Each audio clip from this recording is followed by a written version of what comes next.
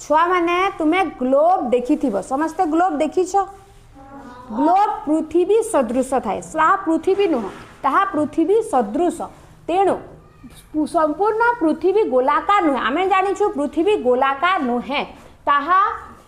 एहार मेरु अंचल सामान्य चेप्टा एवं विषुव अंचल सामान्य फुली रही मेरु अंचल सामान्य चेप्टा रुहे और विषुव अंचल सामान्य फुली रहे ताहाकु आमे छोट क्लास रे आमे छुआ माननकु सिखाउ ताहा कमला लेंबू भली देखा दिए बा ऑरेंज भली देखा दिए बोली कि आमे कहू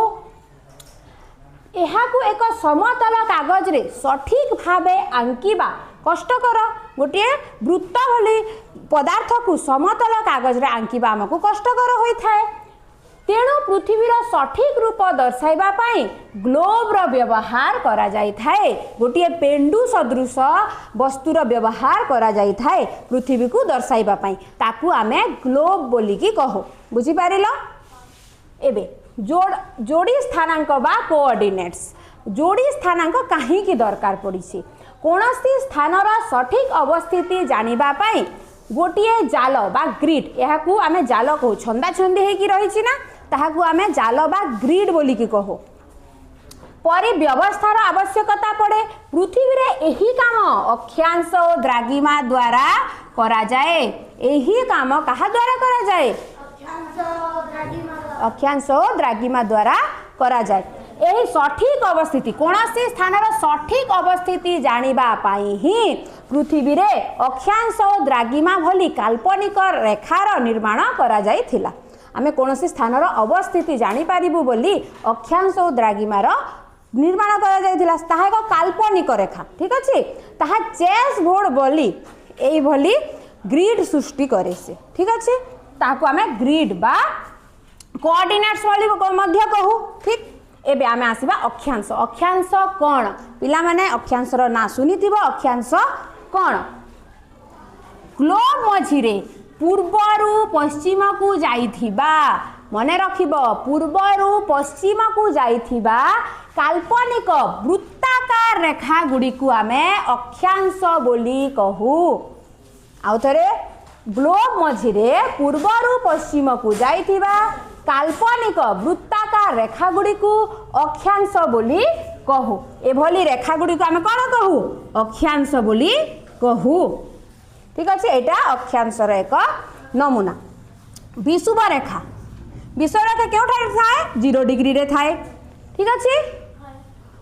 एहा हेउछि 0 डिग्री अक्षांश विषुव रेखा कोन 0 डिग्री अक्षांश एवं सबुठारु बड़ वृत्त विषुव रेखा 0 डिग्री अक्षांश और सबुठारु बड़ वृत्त एहा पृथ्वी को उत्तर गोलार्ध और दक्षिण गोलार्ध रे विभक्त करे एहा पृथ्वी को 2 भाग रे विभक्त करे ताहा उत्तर गोलार्ध और दक्षिण गोलार्ध रे विभक्त करे बुझी पारिलो विषुव रेखा किए पृथ्वी को 2 भाग रे विभक्त करे विषुव रेखा विभक्त करे किए पृथ्वी को उत्तर गोलार्ध और दक्षिण गोलार्ध रे विभक्त करे विषुव रेखा विभक्त करे किए 0 डिग्री अक्षांश विषुव रेखा किए सबुठारु बड़ वृत्त पृथ्वी ऊपर किए सबुठारु बड़ वृत्त विषुव रेखा बुझी पारलो एबे आसिलु मेरु दी पटे दीटा मेरु थाए पृथ्वी रो जहा 90 डिग्री रे थाए ताकू आमे उत्तर मेरु कहू 90 डिग्री उत्तर रे और दक्षिण मेरु कहू 90 डिग्री दक्षिण रे ठीक अछि 90 डिग्री उत्तर रे उत्तर मेरु और 90 डिग्री दक्षिण रे दक्षिण मेरु थाए विषुव रेखा ठारू मेरु आड़कू गति कले अक्षांश गुड़िक सान होई मेरु रे गोटिए बिंदु रे परिणत होंती जेतेबेले अक्षांश गुड़िक मेरु आड़कू गति करंती से माने सान सान सान सान होई एक बिंदु रे परिणत होंती एटा जदि विषुव वृत्त तामे से माने जेतेबेले मेरु आड़कू गति करिवे से माने सान सान सान सान सान सान होई एक बिंदु रे परिणत हेबे ठीक अछि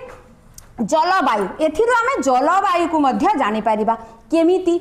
जेहेतु पृथ्वी दीपटे टिके चेप्टा अच्छी और विषुव रेखार टिके फुली होइकी रही ठीक अच्छे ता माने सूर्यर सीधा किरण विषुव रेखा उपरे पड़े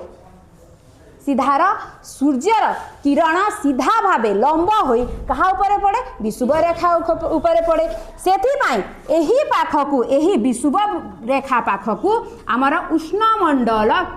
तैयारी हुए और जेमिति जेमिति आमे मेरु आड़ को गति करबा जेमिति जेमिति आमे ऊपर को गति करबा सूर्यर किरण तिर्यक होइकी पड़े ठीक अच्छे सीधा सलख पड़े नाही तेणु यार तापमात्रा मध्य कमी कमी जाए और जेमिति ऊपर को जीवा नातिशीतोष्ण मंडल गठन हुए तापरे मेरु पाखरे आमर हिममंडल गठन हुए ठीक अच्छे समस्ते बुझिले मेरु रे हिममंडल गठन हुए और विषुव रेखा पाखरे आमर ग्रीष्ममंडल गठन हुए ठीक और आम कर्कट क्रांति ऊपर को और मकर क्रांति तल को आमर समशीतोष्ण मंडल बा नातिशीतोष्ण मंडल गठन हुए एठारे गरम और ठंडा समान भाव में रहे ना अधिक गरम रहे ना अधिक ठंडा रहे ठीक अच्छे विषुव रेखा पाखरे अत्यधिक गरम हुए और मेरु अंचल में अत्यधिक ठंडा हुए बुझीपार आग को आम पढ़ा द्राघिमा विषय ठीक अच्छे।